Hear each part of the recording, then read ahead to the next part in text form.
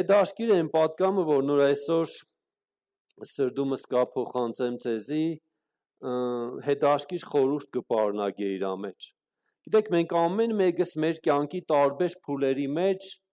կկագնինք ընտրության առաջ։ Մենք ամեն մեկս տարբեր իրավիճակների մեջ կկագնինք թե փոքր ու թե մեծ որոշումներ կայացնելու առաջ։ Ու շատ բաներ մեր ապագայի մեջ կախված է այն ընտրությունից, այն որոշումից, որ նոր մենք կկայացնենք։ Ու վստահ եմ շատերը, երբ որ նայեք ձեր կյանքի ընթացքին, դուք կտեսնիք այն որոշումները, որոնք որ ճիշտ են եղել, ձեր կյանքի մեջ արդյունք է բերել, դուր արդյունքը մինչև հիմա կա։ Այն որոշումները, որոնք որ սխալ է եղել, ձեր կյանքի մեջ դուր դառը պդուղը կուծև ինչ որ ձևով դուք ունեցել եք։ Այսինքն շատ կարևոր է այն ճիշտ որոշումը, որ նոր մենք որպես քրիստոնյաներ պետք է կարողանանք կայացնել։ Գիտեք, որպես մարդիկ, որպես անհատական անձիկ, որպես եկեղեցի, որպես ազգ, մենք ամեն մեկս կանցնենք ինչ որ ձևով տարբեր դժվարությունների միջոցով։ Ու ամեն մարդ, եթե ամեն մեկին անհատական հարցնենք, օրինակի համար, եթե այսօր դու կնայես մեկին, ամեն ինչ իր կյանքի մեջ լավ է, ինքը օրհնված է, բայց եթե դու սկսես իր կյանքից զրուցել, ինքը անպայման կվգա այն դժվարության մասին, որը ինքը անցել է։ Այսինքն մենք բոլորս անցնում ենք ու անցել ենք ճանապարհով, որի մեջ կանգնած ենք եղել ընտրության առաջ, թե որն է մեր ընտրությունը, որ նոր մենք պետք է կատարենք։ Ու Աստվածաշունչ կրկին, երբ որ մենք կնայենք, մենք նորից ու նորից կտեսնենք իրավիճակներ, որի մեջ մարդիկ կանգնած էին ճիշտ որոշում կայացնելու առաջ։ Ես կուզենամ ընդամենը երկու համար կարտամ ու հետո մենք ուրիշ օրինակներով կխոսանք Հոբի գրքի 34-րդ գլխի մեջ մենք կտեսնենք, երբ որ Հոբի մասին մենք խոսանք, մենք կտեսնենք Հոբի անցած դժվար ճանապարհը, որով ինքը կանցներ։ Մենք կտեսնենք Հոբի բարեկամներին, ովքեր եկել էին իրան խորհուրդ տալու համար, մենք կտեսնենք նաև Եղիուսին, ով որ իմաստությամբ խոսած Հոբի հետ, բայց հետաքրքիր մի հատ խոսք, որ նորագրված է Հոբի գրքի 34-րդ գլխի 4-րդ համարի մեջ, որ նրա Եղիուսը ինքը կսե Հոբի բարեկամներին ու Հոբին հետևյալն է. իրավունքը ընտրեք մեզ համար, իմանանք մեր մեջ, թե ինչն է բարին։ Գիտեք, այս խոսքերը ուղղակի որպես խոսքեր գուցե են կշիռը չունենան, բայց երբ որ մենք գիտենք Հոբի ընթացքը, Հոբի նեղությունը, Հոբի դժվարությունը, Հոբի ընկերների տված ոչ իմաստուն մխիթարությունը, մենք այս խոսքը սկսենք արժեքավորել, այսինքն դժվարության մեջ, խնդիրների մեջ, փոթորիկների մեջ, Եղիուսը ինքը ուղղակի հետևյալը կհայտարարե. իրավունքը ընտրենք մեզ համար եւ իմանանք մեր մեջ, թե որն է բարին։ Գիտեք, մենք ամեն մեկս մեր կյանքի յուրաքանչյուր ոլորտի մեջ, մենք ամեն մեկս մեր կյանքի տարբեր իրավիճակների մեջ, թե լավ վիճակների մեջ, թե նեղության օրերի մեջ, շատ կարևոր է, որովհետեւ մենք ընտրենք իրավունքը եւ իմանանք, թե որն է բարին։ Կարծես թե այստեղ Եղիուսը ինքը կարևոր երկու հիմնաքարերի մասին խոսա։ Մեր ցանկացած ընտրության մեջ, մեր ցանկացած որոշման մեջ կարևոր է, որպես մենք ընտրենք իրավունքը, այսինքն արտարությունը, ճշմարտությունը, եւ իրավունքը ընտրելով հանդերձ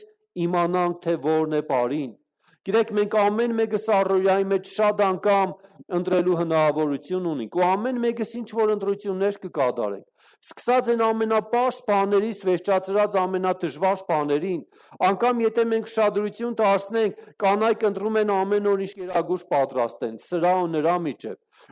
Երիտասարդը ինքը ընտրում է որ ուղղությամբ գնա, ինչ բաժին տա, որտեղ սովորի, ու այս ընտրությունը իրականում շատ կարևոր է։ Ու Եղիուսը իր խոսքի մեջ ինքը երկու կարևոր բաների վրա կշեշտադրե։ Ընտրենք իրավունքը եւ իմանանք, թե որն է բարին։ Այսինքն մեր ցանկացած ընտրության մեջ մենք պետք է փորձենք ընտրություն կատարել իրավունքով եւ քննելով բարին։ Մեկ ուրիշ համար, որ նրա ուզում եմ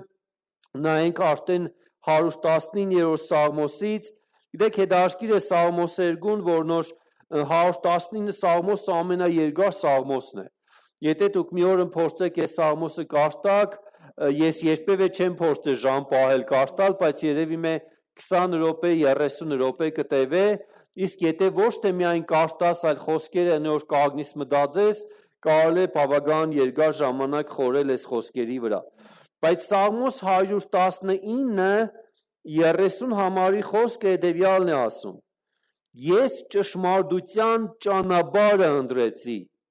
քո իրավունքները իմ առաջին դրեցի։ Գիտեք, մենք կտեսնենք Սաղմոս 2-ն ինքը հետևյալը կսե, որ ես ընտրել եմ ճշմարտության ճանապարհը։ Կուզենամ հարցնեմ, ո՞ր ճանապարհն ես ընտրել դու։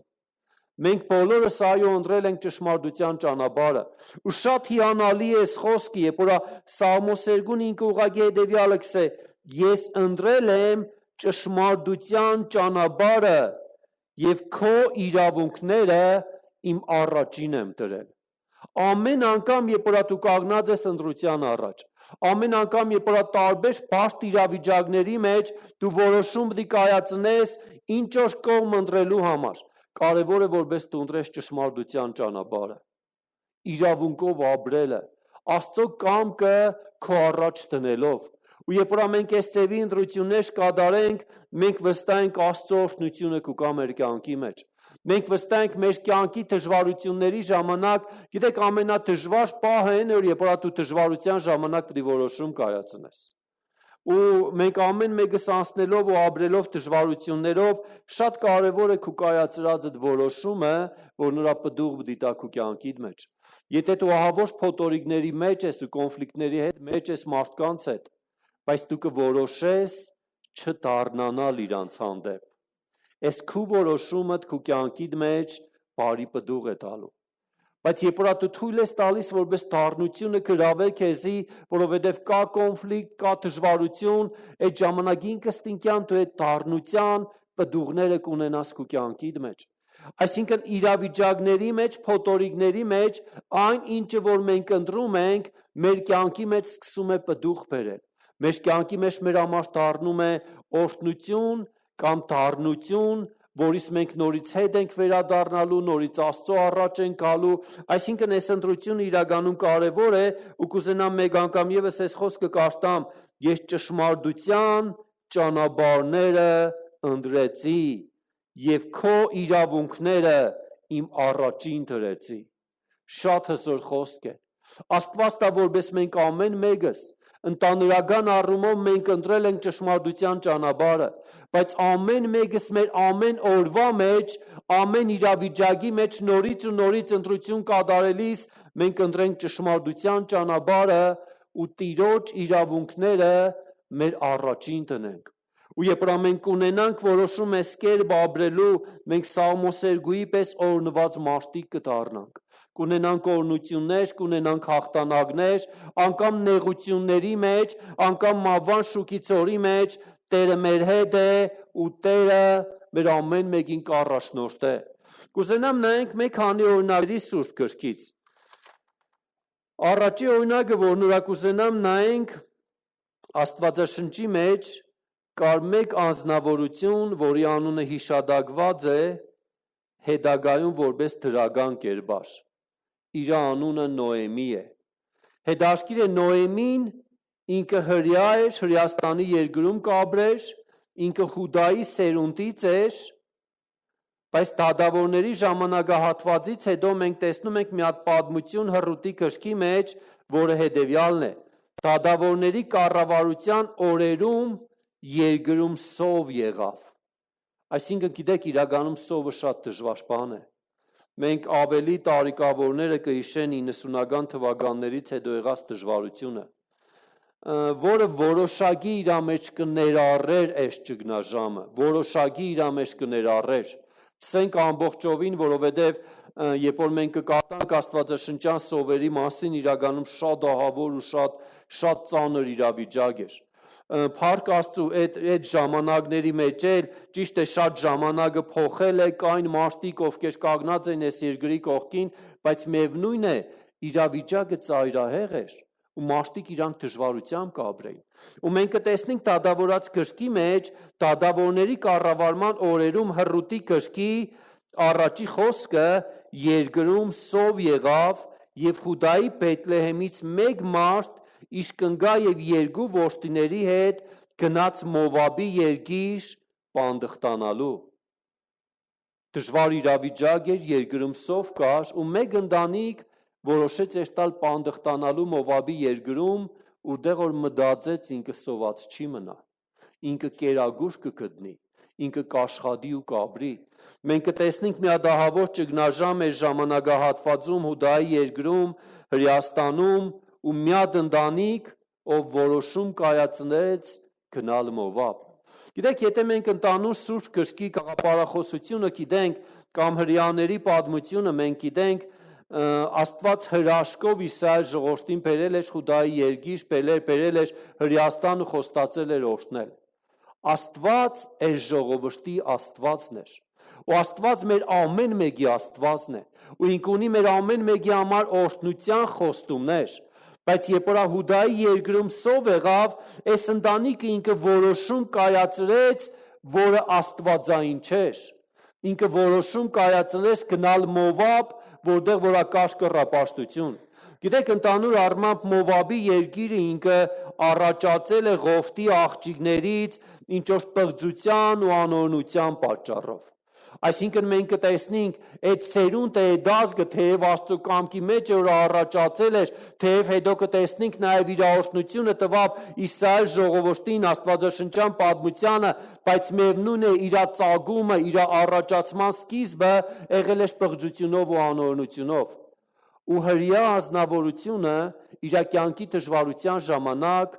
որոշեց գնալ Մովաբի երկիր։ Մեր կյանքի մեջ երբ որ դժվար իրավիճակ է, շատ կարևոր է թե մենք ինչ տեսակի որոշում կկայացնենք։ Անցած շաբաթվա մեջ հովներով հավաքվել ենք ու հովներից մեկը պատմեց իր աղջիկա հայտնությունը։ Ինքը եկավ ու սավ, «Պա, Աստված ինձ հետ խոսացել է»։ Ու ես կուզեմ քեզ հետ խոսամ այդ մասին։ Մենք նստանք ու սկսեցինք զրուցել։ Ու ինքը ինձ իսավ, ինչու համար մարդիկ կմտածեն երկրից փախնելու մասին։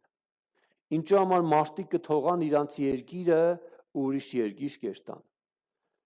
Ես հետաքրքրված, ասեցի, աղջիկ ջան, կարող է դու ելք ուզես մենք երտանք այս երկրից։ Ինքը սավ չէ։ Աստված ինձ հետ խոսած Նոեմիի օրինակը, ով որ թողեց իր երկիրը, իր դժվարության ժամանակ գնաց ուրիշ երկիր եւ ամեն բան կորցրեց այդ երկրում։ Երբ որ մենք կարդանք այս պատմության շարունակությունը, իրականում շատ ցավալի է։ Ու հետաքրքիր է, Պադանի աղջիկը իր հոր հետ կխոսա այս մասին, որ Աստված իր հետ խոսացել է այս համարներով, որ մարդիկ ովքեր կփախնին դժվարությունից, սխալ ընտրություն կկատարեն, իրանք ամեն բան կկորցնեն։ Գիտեք, Նոեմին ինքը իրականում Աստվածաշնչի մեջ դրական կերպար է։ Բայց մենք կտեսնենք իրանց ընտրության արդյունքում, ես չեմ ուզենա լրիվ համարները կարդամ, բայց որոշակի պատմություն ասեմ, իրանք ունեն երկու զավակ, Նոեմին գնաց Մովաբի երկիր, իր ամուսինը մահացավ, հետո իր տղաները ամուսնացան, հետո տղաներն էլ մահացան։ Գիտեք, մի դժբախտ ընտանիքի պատմություն է։ Ու 5-րդ խոսքը ինքը շատ դիպուկ կներկայացնե։ Եվ Մալոնը եւ Քելոնը երկուսն էլ մեռան եւ այն կինը իր երկու որդկանցից ու մարդուծը զուրկ մնաց։ Այսինքն ինքը կարելի է ասել ամեն բան կորցրեց իր սխալ ընտրության պատճառով։ Գիտեք, իրականում մենք օրնված ենք այն վայրի մեջ, որտեղ որ Տերը մեզ է տվել։ Մենք օրնված ենք այն վայրի մեջ, որտեղ որ մենք կգտնվենք Աստծո կամքի համաձայն։ Գիտեք, իհարկե երկիր տեղափոխելու օրինակ է, բայց ես չեմ ուզենա ստուր վրա շեշտը տնեմ, ավելի շատ կուզենամ մենք մեր ընտրությունը իրականում կարևորենք։ Այս կինը իր ամուսնու հետ ընտրեց հետանոսությունը, կռապաշտությունը, Աստծո ժողովրդի դաշտում, տարածքում, այդ մթնոլորտում գտնվելուց դուրս, որովհետև նեղություն ու դժվարություն կար։ Գիտեք, շատ անգամ մենք որպես քրիստոնյաներ թյուր կարծիք է, երբ որ մտածենք, երբ որ քրիստոնյա ենք, երբեք դժվարությունների չպետք է հանդիպենք։ Դժվարությունների կհանդիպենք, բայց Տերը իմաստություն է տալիս ճիշտ որոշումներ կայացնել եւ դժվարությունների մեջ Աստծո շնորհքով հաղթական ձևով դուրս գալ։ Ու հենց այս է ամենակարևորը, երբ որ ամենք թեև դժվար է, թեև իրավիճակները մեր ուզածի պես չէ, բայց մենք իրականում ճիշտ որոշում կկայացնենք։ Բայց գիտեք, անգամ այս դժվարության մեջ Աստված ողորմություն էր այս Նոեմին, Ողորմություն ներեց ու տվեց իր հարցներից մեկը, որը հռուտն էր, հռուտը ինքը ճիշտ որոշում կայացրեց ու հռուտի կախված ճիշտ որոշման պատճառով Նոեմիի անունը գրվավ Աստվածաշնչի մեջ։ Պատկերացրեք, եթե հռուտը ինքը ճիշտ որոշում չկայացներ, ընդհանրապես այս քիչքը գոյություն չէր ունենա։ Աստվածաշնչի այս հատվածը գոյություն չէր ունենա։ Նոեմին ինքը ուղղակի կջնջվեր պատմությունից ու ընդհանրապես իր մասին չէին հիշե։ Գուցե անգամ ինքը հետ վերադառնար նորից Հրեաստան, բայց իր անունի մասին երբեք ոչ ոք ոչ մի բան չէր խոսա։ Բայց երբ որ հռուտը ով որ որոշեց Նոեմիի կողքը մնալ ու իր որոշումը շատ հզոր է, որի մեջ ինքը կսե քու ժողովուրդդ իմ ժողովուրդս է ու քու Աստվածը իմ Աստվածս։ Մենք կտեսնենք հռուտը ինքը ճշմարիտ որոշում կայացրեց, որ իր կյանքի մեջ պտուղ բերեց ու անգամ Նոեմիի անունը գրվավ Աստվածաշնչի մեջ։ Իհարկե, ես չեմ ուզենա այսօր ավելի շատ կենտրոնանալ հռուտի կայացրած որոշման վրա, բայց իրականում հռուտի կայացրած ճիշտ որոշումը պատճառ հանդիսացավ Նոեմիի բարձրանալու, թեև ինքը ամեն բան կորցրել էր, միած սխալ քայլի ու սխալ որոշման պատճառով։ Մենք ամեն մեկս մեր կյանքի մեջ հետաքրքիր է որպես ուշադրություն դարձնենք մեր կայացնելիք որոշումների վրա։ Ինչ ճանապարհ ենք մենք ընտրում։ Նորից կուզենամ հիշեցնեմ Սաղմոս 2-ն, որ նրա հետևյալը կսի ես ընտրեցի ճշմարտությունը եւ իրավունքով քո առաջ քայլելը։ Այսինքն ամեն ժամանակ կարևոր է որպեսզի մենք ընտրենք ճշմարտությունը, մենք ընտրենք հոգևորը, մենք ընտրենք Աստծուն։ Գիտեք, անգամ պարզ առօրյա իրավիճակներ ցեզ եմ։ Դու կանգնած ես հարցի առաջ, ուղղակի էստաս քո առօրյայի մեջ, որի մեջ կխջժվիս, որի մեջ ծանրաբեռնված ես, թե կանգնես Տիրոջը աղոթես, հետո նոր մտնես քո առօրյայի մեջ։ Վերցնես Սուրբ Գիրքը կաշտաս, հետո նոր էստաս քո առօրյա գործերիդ մեջ։ Անկամ այս պարզ որոշումների մեջ քո հոգևոր ընթացքը սկսես աճեցնել, հետո նոր շարժվել քո առօրյայի մեջ, թե ամենակարևորը այն առօրյան է, որ նրա դու ունիս։ Ու կարևոր է որպես անգամ այս փոքր թվացող որոշումների մեջ մենք ճշմարտությունը ընտրենք, որը մեր կյանքերի մեջ աստվածային օրհնություն կբերե, որը մեր կյանքերի մեջ հզոր փոփոխություն կբերե։ Ինչի համար երբ որ մենք ընտրենք Տիրոջը, երբ որ մենք ընտրենք ճշմարտությունը, մեր կյանքը սկսե կպտղատու դառնալ։ Դուք պատկերացրեք մի հատ իրավիճակ, եթե հռուտը ինքը մյուս տեկրկնոջ պես թողներ Նոեմիին ու Էշտար իր ազգի մեջ։ Այն մեկի մասին, ով վրա թողեց ու գնաց, ընդհանրապես ոչինչ չկա։ Մենք կարող ենք ուղղակի եզրակացնել, թե ինքը ինչ կյանք ունեցավ։ Մեկը, ով վրա մենակ էր, ով վրա չուներ ապագա, ով որ ունեցել էր ամուսին ու ում ամուսինը մահացել էր, ով որ միամ դժվար կացության մեջ էր, 1001 ցևի կյանքի տեսակ կարող է ունենար։ Բայց հռուտը, ով ճիշտ որոշում կայացրեց, իր կյանքի պատմությունը մենք գիտենք, այնքան հզոր որ այդ հետանոց կինը անգամ մտավ Հիսուսի ազգաբանության մեջ։ Դավիթ թագավորի կարծեմ տադն էր, թե հոր տադը դարձավ ինքը։ Ինչու համար, որովհետև ինքը ճիշտ որոշում կայացրեց։ Ու հռուտի որոշումը նայեց բարձրացրեց Նոեմիին, ով սխալ ընտրություն էր կատարել, սխալ որոշում էր կատարել ու ամեն բան կորցրել էր։ Կուզենամ շարժվենք առաջ նայելով Դավիթ թագավորին, թե ինքը իր դժվարության մեջ ինչ որոշումներ կայացներ։ Գիտեք, հետաքրքիր է Դավիթը ինքը իր կյանքով շատ իրավիճակների մեջ իրականում օրինագելի է։ Երբ որ մենք նայենք առաջի թագավորած գրքի 19-րդ գլուխը, հետաքրքիր պատմություն մենք կտեսնենք։ Եթե ընդհանուր առմամբ նայենք Դավիթը ինքը եկավ Գողիաթին հաղթեց, վստահ եմ շատերը այդ պատմությունը գիտեք, հետո ինքը Պալադում էր, ինքը դարձավ Սավուղի զորավարներից մեկը, բայց Սավուղ թագավորը կնախանձեր Դավիթին, որովհետև գիտեր Աստծո ձեռքը Դավիթի վրա է, ու ինքը գիտեր մեկ օր Դավիթը իրա փոխարեն ու իր որդիների փոխարեն լինելու է Իսրայելի թագավոր։ Ու այդ պատճառով ինքը որոշեց հալածել Դավիթին։ Ու երբ որ մենք նայենք առաջի թագավորաց 19-րդ գլուխը, մենք կտեսնենք հետևյալը. եւ Սավուղը իր որդի Հովնատանին եւ իր ամեն ծառաներին ասաց, որ Դավիթին մերձնեն։ Գիտեք, սիգիրականում մեծ հալածանք է։ Գիտեք, շատ ահավոր բան է, մենք փառք Աստծո այս իրավիճակից չենք անցել։ Գուցե եւ դժվարության մեջ եղնող, պատերազմի մեջ եղնող մարդիկ շատերը անցել են այս իրավիճակից։ Ես ընդամենը քանի օր առաջ մեր եղբայրներից մեկի հետ կզրուցեի, ով որ կպատմեր են հրաշքները, թե պատերազմի դաշտում ինչ է ինքը ողջ մնացել։ Հրաշքով։ Գիտեք, շատ քչերն են ու իրականում մավան վտանգը կզգան իրանց կյանքերի մեջ։ Բայց Դավիթը հենց մավան վտանգի մեջ էր։ Այսինքն կարելի է վերցնել սրանից էլ ավելի մեծ նեղություն, գոյություն չունի։ Ու մենք իհարկե ես չեմ ուզենայինք ընդանուր պատմությունը կարդամ, բայց ընդանուր պատմությունը հետևյալն էր։ Դավիթը արդեն ամուսնացած էր Մեղկողի հետ, Սավուղի աղջկա հետ, Սավուղը ու իր ծառաները սկսեցին փնտրել Դավիթին սպանելու համար, Դավիթի կինը Մեղկողը խաբեց իր հոր ծառաներին ու Դավիթը փախավ։ Բայց ես կուզենամ մի կարևոր բանի վրա ուշադրություն դարձնենք, որը գրված է Առաջի Թագավորաց 15-րդ գլխի 18-րդ խոսքի մեջ։ Եվ այսպես փախավ Դավիթը եւ պրծավ,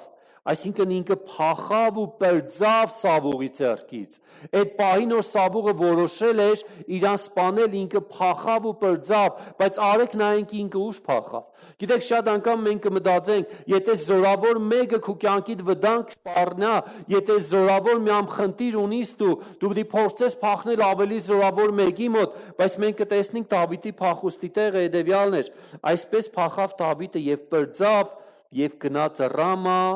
Սամուելի մոտ եւ նրան պատմեց այն ամենը, որ Սավուղը իրեն արել էր։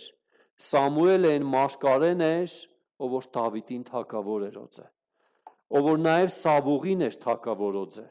Սամուելը ինքը մինչև Սավուղի թագավոր լինելը դադավոր էր, քահանա էր եւ մաշկարեր էր Իսրայել ժողովրդի մեջ։ Ու Դավիթի ընտրությունը ինքը գնաց Աստծո ներկայության մեջ, ինքը գնաց Աստծո մարդու մոտ։ Ու կուզենամ ամեն մեկիդ հարցնեմ, երբ որ քո կյանքիդ մեջ կա որևէ դժվարություն, որ ուղղությամբ են գնում քո ոտքերը։ Դու քայլում ես Աստծո ներկայության մեջ, դու գնում ես դեպի Աստծո մարդը, գնում ես դեպի այն մթնոլորտը, որ նորա հոգևոր է, որ նորա կարող է լուծում բերել քո կյանքիդ մեջ, թե գնում ես Մովաբ ինչպես Նոեմին, թե գնում ես ավելի շատ քո մարմնավոր մտքերի առաջարկած ծրագրերի հետևից, որի մեջ գուցե եւ կփնտրես լուծում գտնել։ Մենք կտեսնենք Դավիթը ինքը շատ ճիշտ որոշում կայացրեց ու ինքը գնաց Սամուելի մոտ, հետո Աստծո խոսքի համաձայն, հետո Սամուելի հետ իրանք գնացին Նավատի մեջ բնակվեցին։ Նավատը մի հատ վայր էր, որտեղ որ կարելի ասել մաշկարիական դպրոց էր հիմնել Սամուելը, եւ Սավուղը իմացավ եւ ասաց. ահա Դավիթը Ռամայի Նավատում է։ Այսինքն Սավուղը իմացավ որտեղ է Դավիթը։ Հետաքրքիր է, Դավիթը չէր մտածել որ կիմանա Սավուղը իր փախչելու վայրը։ Կմտածեր, բայց ինքը գիտեր Աստծո ներկայության մեջ ամենաբավ տեղն է։ Ու պատմությունը շատ հետաքրքիր է, ովքեր բացել են Աստվածաշունչը կամ արդեն սկսել են կարդալ այս հատվածը, պատմությունը հետաքրքիր է եւ այն ժամանակ Սավուղը մարտիկ ուղարկեց, որ Դավիթին բռնեն, եւ երբ որ նրանք տեսան մաշկարարություն անող մաշկարեների ժողովը եւ նրանց վերակացու Սամուելին կանգնած, Աստծո հոգին Սավուղի ուղարկած մարդկանց վրա եկավ եւ նրանք էլ սկսեցին մաշկարյանալ։ Հետաքրքիր է, Դավիթը ինքը իրան դրեց մի աստվածային դաշտի մեջ, որտեղ երբ որ այգան իրան որոնելու, իրան փնտրելու, ուղղակի կար մի հոգևոր հզոր մթնոլորտ, որի մեջ իրանք սկսեցին մաշկարյանալ։ Այսինքն Աստծո հոգին եկավ իրանց վրա։ Գիտեք, Դավիթի այս արարքը ինքը հետևյալն էր։ Դավիթը ոչ միայն ինք իրան դրեց այդ մթնոլորտի մեջ, այլ իրան փնտրողներին ինքը քաշեց այդ մթնոլորտի մեջ։ Գուցեև ինքը կանը սկզբից չէր մտածել, բայց իր կատարած ճիշտ ընտրության պատճառով մենք կտեսնենք իշքան Սավուղը զորախումբ ուղարկեց, իրանք եկան այդ մաշկարյական մթնոլորտի մեջ ու իրանք նույնպես սկսեցին մաշկարյանալ։ Ու երբ որ Աստծո հոգին գալիս է մեկի վրա, այդ մեկը չի կարող կիրառել մարմնավոր ու շնչավոր գործնեություն։ Իրանք եկել էին Դավիթին բռնելու, բայց իրանք չկարողացան, որովհետև Տիրոջ հոգին եկել էր իրանց վրա։ Ու պատմության շարունակությունը, որի մեջ չեմ ուզենա համարները երկար կարդամ, բայց հետևյալն է՝ մի քանի անգամ Սավուղը մաշտիկ ուղարկեց ու իրանք գալով այդ մաշկարիական մթնոլորտի մեջ իրանք սկսեցին մաշկարյանալ։ Այնքան այդ ամենը տեղի ունեցավ, որ Սավուղը բարգացավ, կուղարկեմ, գնում են, չեն կարողանում բռնել, ընդեղ մաշկարյանում են, ինքը իմանում էր այդ մասին, ինքը վեր կեցավ ու գնաց Դավիթին բռնելու համար։ Բայց Աստծո խոսքի հետևյալը կսե, եւ երբ որ Սավուղը գնաց ու հասավ մաշկարեներին, ինքը նույնպես սկսեց մաշկարյանալ։ Գիտեք, այս համարների մեջ կուզենամ մի կարևոր բան ասեմ։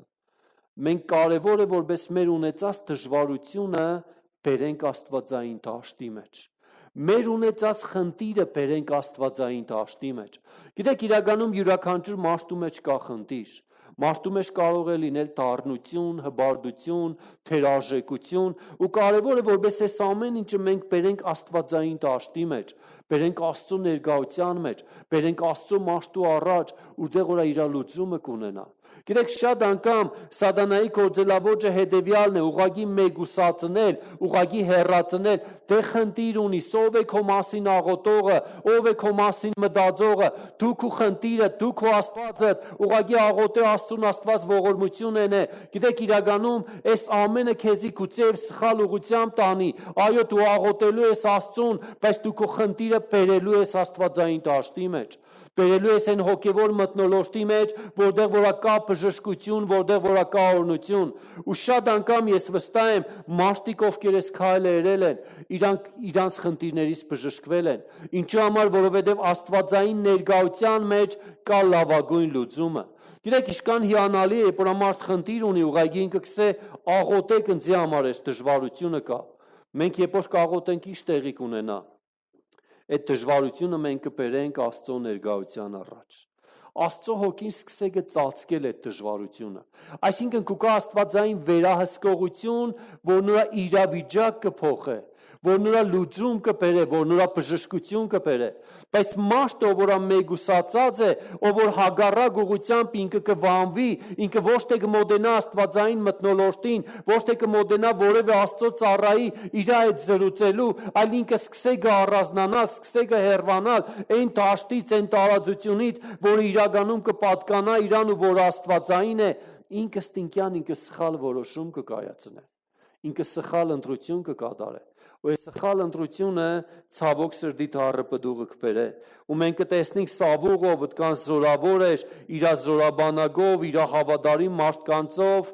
իրանք չկարողացան Դավիթին բռնել։ Անկամ Սավուղի համար հետևյալը կա, որ կսե Սավուղը այդ մաշկարյական մթնոլորտի մեջ 24-րդ խոսքի մեջ, իհարկե այս ամենը դրական բան չէ, բայց այդ հոգևոր մթնոլորտի մեջ կսե եւ նա էլ իր հանդերձները հանեց եւ Սամուելի առաջին նա էլ մաշկարեություն էր անում եւ այն օրը բոլորը եւ բոլոր գիշեր մերկ վայր էր ընկել գետին։ Նրա համար ասում էին, թե Սավուղն էլ մաշկարեների մեջ էր։ Այսինքն իր այդ բռնվածությամբ, իր դիվական ազդեցությամբ ինքը մի մթնոլորտի մեջ էր, որի մեջ կխոսա իր պարտության մասին, իր մերգության մասին, իր ամբողջ գիշեր ներքև ընկնելու մասին, անգամ այդ դիվական ազդեցությամբ, որի նպատակը Դավիթին ոչնչացնելն էր, ինքը չկարողացավ այդ հոգևոր մթնոլորտի մեջ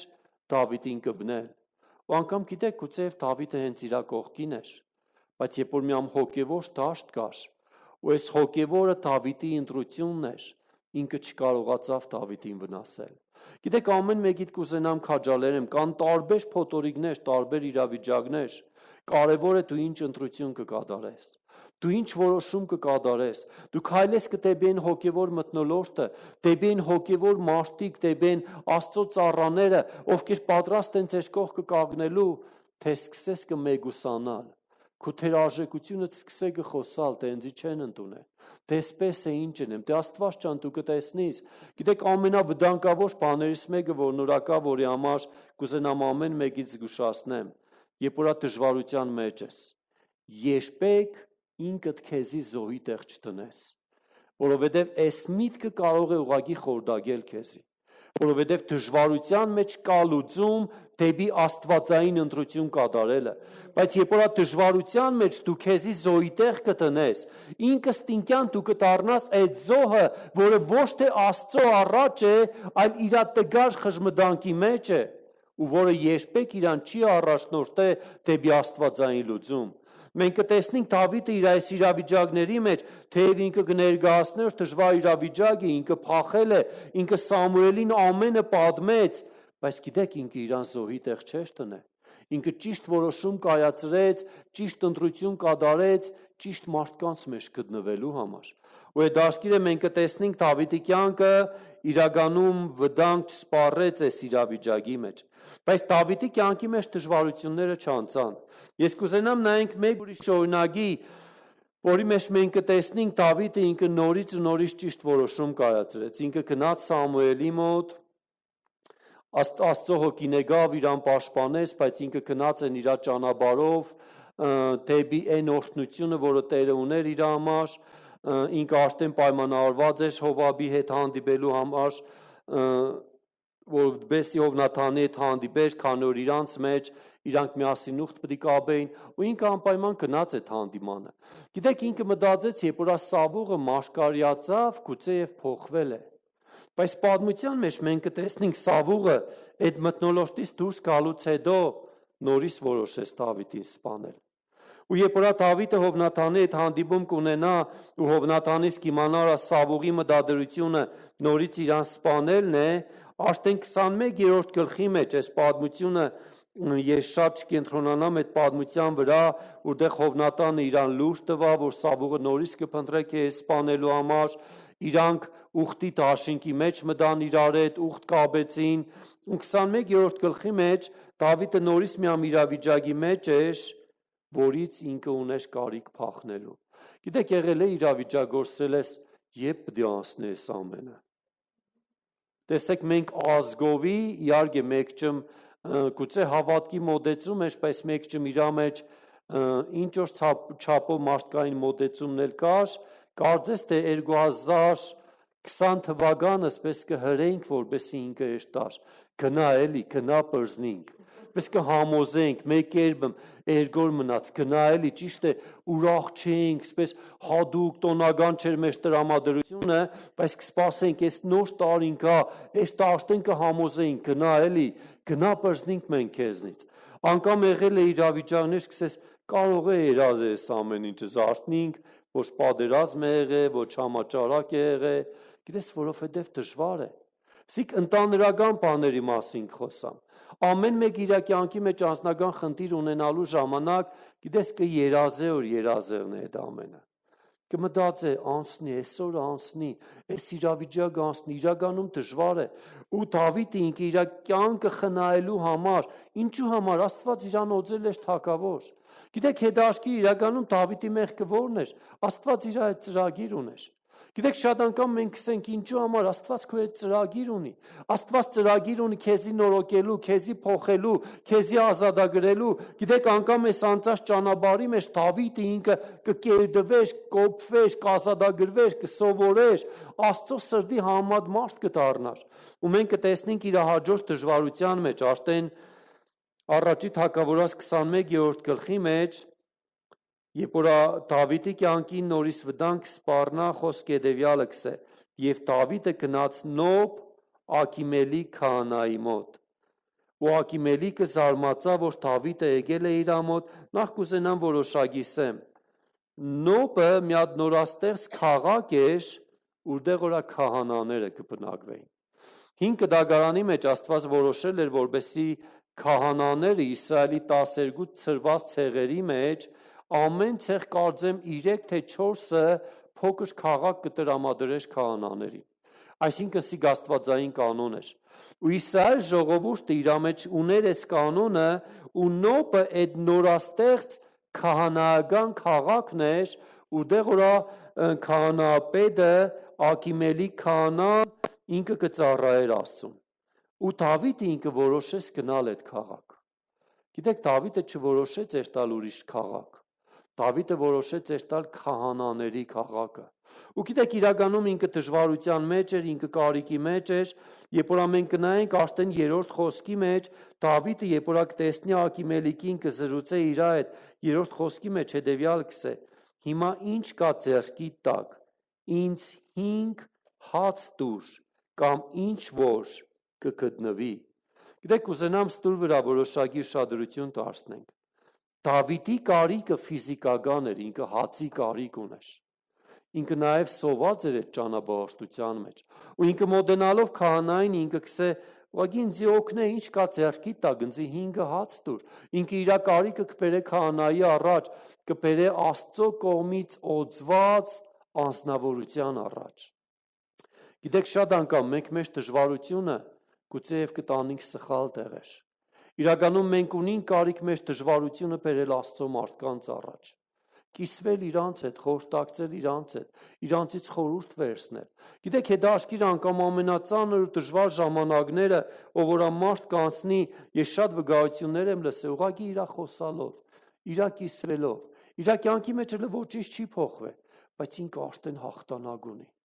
Ինքը արդեն իր մեջ բժշկություն ունի։ Մենք կտեսնենք Դավիթը ինքը իր դժվարությունը, իր կարիքը բերեց Աստծո ծառայի առաջ ու ուղղակիսավ, ինձ 5 հատ հաց տուր։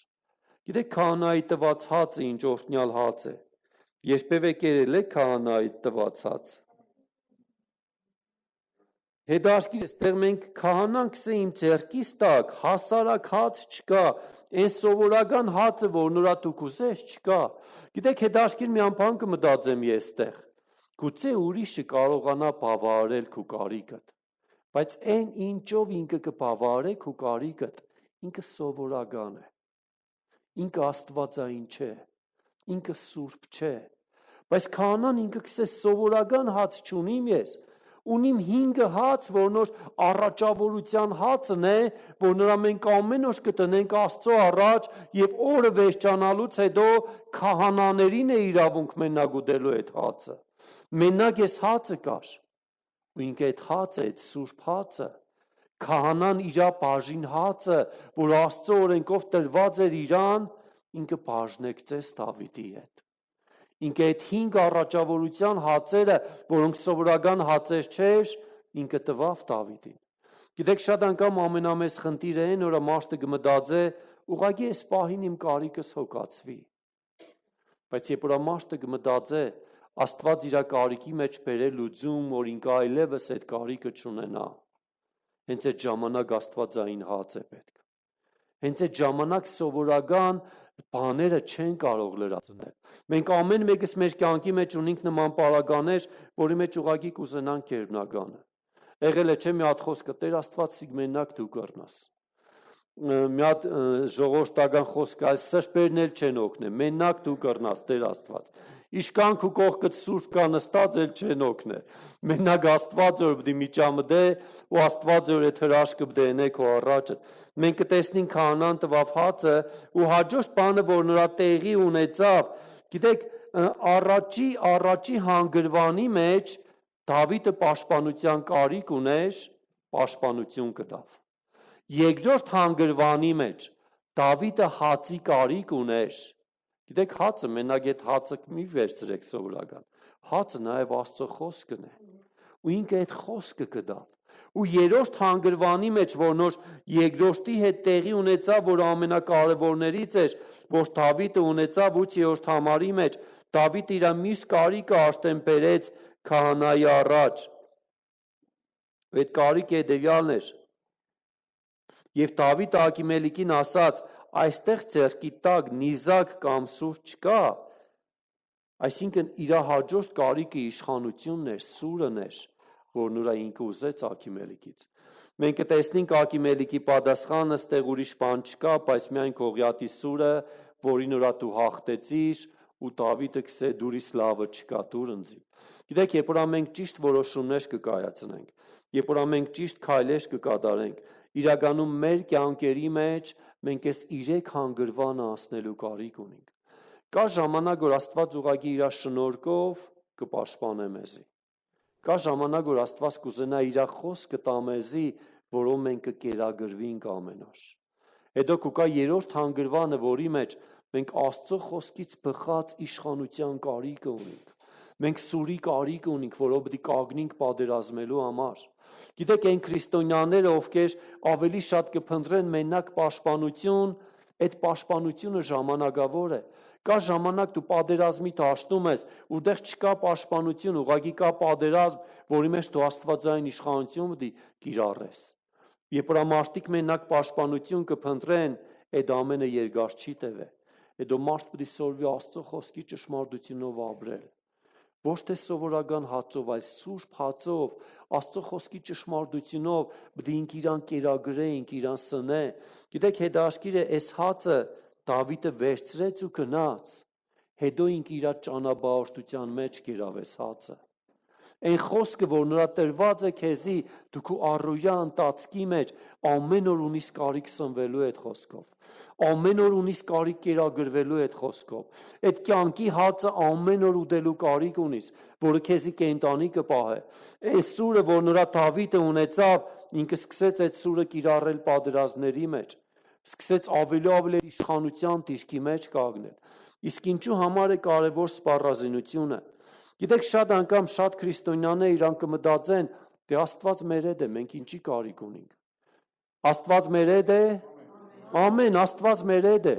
Բայց գիտեք, նույն Աստված, նույն Աստծո խոսքը մեզի կմղե սպառազինվելու։ Ու երբ որ մենք շադրություն դարձնենք Եփեսացիների 6-րդ գլխին,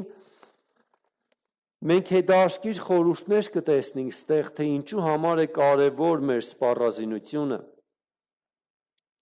Եփեսացիների 6-րդ գլուխ 10-րդ համարի մեջ Պողոս առաքյալը հետևյալը կհորդորե. այսուհետև եղբայրներս զորացեք Տերով եւ նրա զորության կարողությունով։ Գիտեք, հետաքրքիր է, առաջի մասի մեջ կսողագի զորացեք Տերով, որը աղոտ կնե, մենք կաղոտենք ու կզորանանք, մենք կաղոտենք ու կզորանանք, մենք կաղոտենք ու կվերցնենք։ Երկրորդ բաժնի մեջ ու կսեն նրա զորության կարողությունով ու շարունակեգը եւ Աստծո սպառազինությունը հագեք, որ կարող լինեք սատանայի հնարքներին հագառակ կենալ։ Ինչու համար է կարևոր սուրը Դավիթի համար։ Ինչու համար է կարևոր սպառազինությունը հոգևոր քեզի համար, ընձի համար, որովհետեւ սատանայի հնարքներին դեմ կենանք։ Գիտեք, հետաքրքիր, ես մտածել եմ այս բանի վրա, ինչու համար Դավիթը իր հաջորդ փախուստի մեջ նորից չգնաց Սամուելի մոտ, որովհետև այդ հանգրվանը ինքը անցել էր։ Գիտեք, շատ անգամ տարբեր անգամներ, երբ որ մենք դժվարությունների մեջ ենք, մենք միշտ նույն լուծումը կփնտրենք։ Օրինակի համար, մի անպարզ օրինակ բերեմ։ Եթե մեկը քեզի մեկ անգամ աջակցել է, օգնել է ինչ-որ բանով, հաջորդ անգամ դու փորձության մեջ ես, նորից գնայես այդ մեկը քեզի օգնե։ Շատ մարդկանց մոտ է դիքտպես, բայց ձեզի սեմ դիք սխալ փնդրդունք է։ Դիք սխալ փնդրդունք է։ Դու այն մագարտակի վրա ես, որ կուզես, դե Աստված ինձի պաշտպան է, էլի Աստված ինձի խնա է, Աստված ինձի խղճա, ողորմություն է, ինձի չվնասեն, բայց եթե դու կուզենաս հոգևորապես աճել, քո հաջորդ հանգրվանդ բդերնի մեկ ուրիշ տեղ, որտեղ նորից Աստծո ներկայությունն է, որտեղ որ դու արդեն խոսքի կենտանի կերակուրը կգտնես։ Այդ է պատճառը, որ Դավիթը, գիտեք, Սամուելը լվողջ էր, Սամուելը նորից այդ վայրի մեջ էր, որտեղ որ մաշկարիական դպրոց կար, որտեղ որ մաշկարեների բազմությունն էր, բայց ինքը չգնաց Սամուելի մոտ։ Ինքը գնաց ուրիշ տեղ, որտեղից ուրա վերցրեց Աստծո խոսքը, որտեղից ուրա վերցրեց այն հացը, այն կերակուրը, որը իրավունք ուներ միայն քահանան ուտելու։ Հետո հաջորդ, այսինքն մենք կտեսնենք, եթե մենք չենք աճի հոգևորապես, մենք նորից ու նորից դժվարություններին կնայենք նույն լուծումով, կնայենք նույն մարդկանց, կնայենք նույն օրհնության միջոցին, սիկ աստվածային չէ։ Այս ամենը ուղղակի կարող է խոսալ քու աճ չունենալուդ մասին, քու հոգևոր աճ չունենալուդ մասին, բայց երբ որ դու հոգևորապես կաճիս, դու կկանգնես մի ամտեղ, որտեղ որ կմտածես, այլևս ոչ թե Աստված քեզի պիտի պաշտպանե ու վերջ,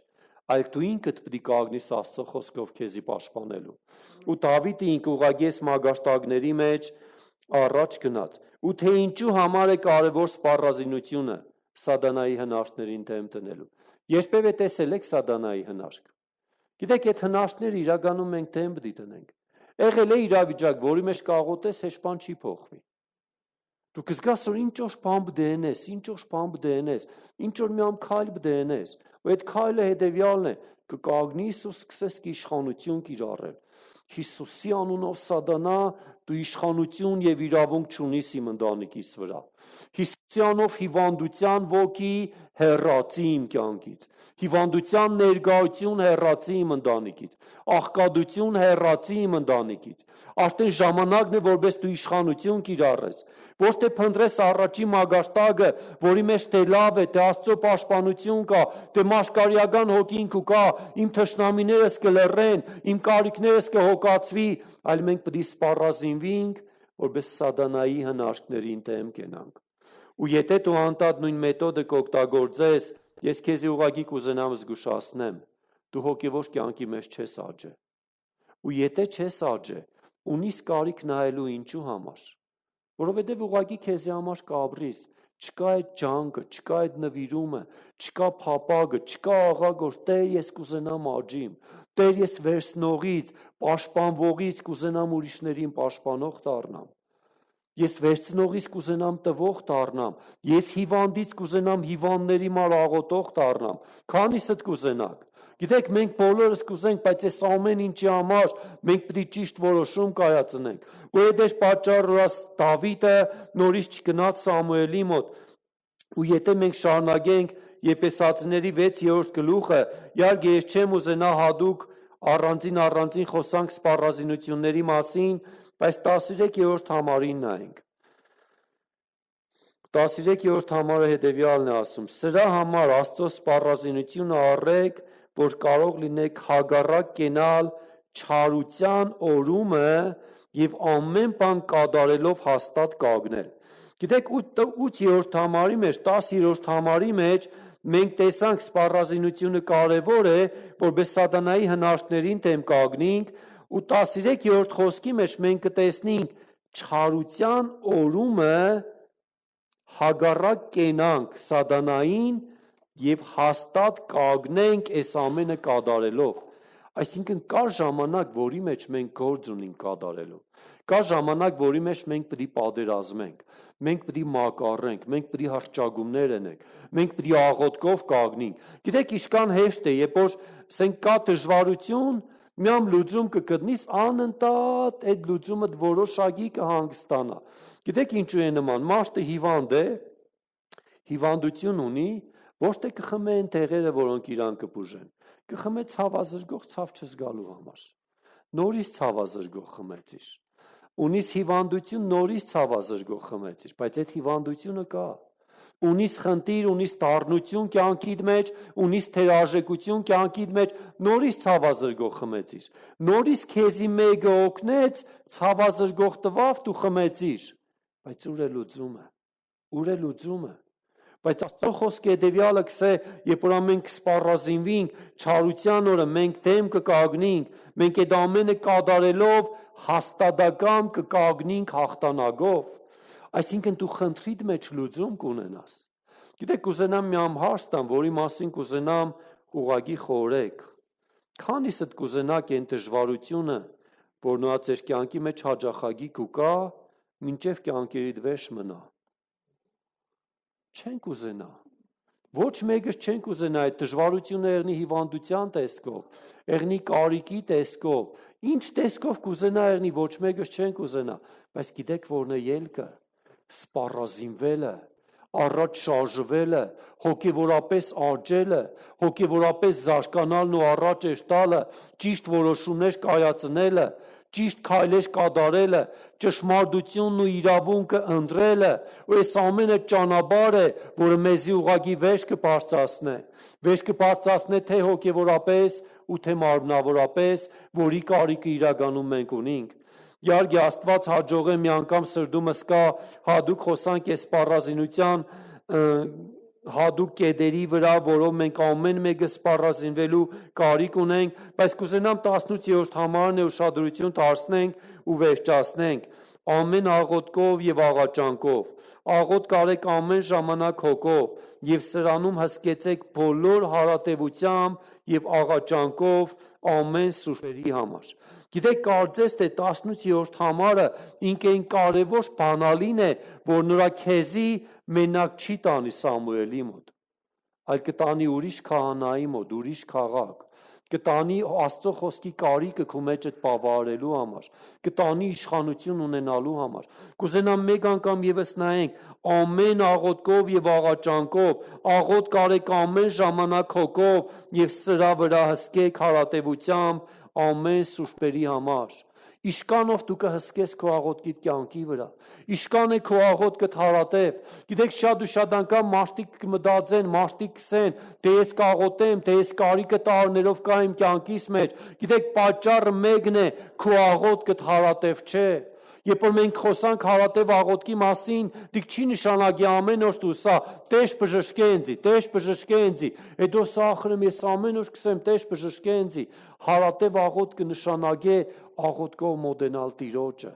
Ես խոսացել եմ անցած անգամ աղոթքի մասին, այդ աղոթքի ճանապարհով առաջ շարժվել, փնտրելով Աստծո երեսը, հոգևորապես աճել աղոթքի մեջ, հայտնություններ վերցնել, լուծումներ վերցնել, իմաստություն վերցնել Աստծուց։ Հենց այս է Աստծո կամքը, որի մեջ մենք ամեն մեկը շարժվելու կարիք ունենք։ Ամեն մեկս այս ճանապարհը ուղղակի Աստծո շնորհքով գնալու կարիք ունենք։ Բայց գիտեք, նաև ուշադրություն դարձնենք, ոչ միայն վերցնել իշխանության սուրը ու ոչինչ չանել,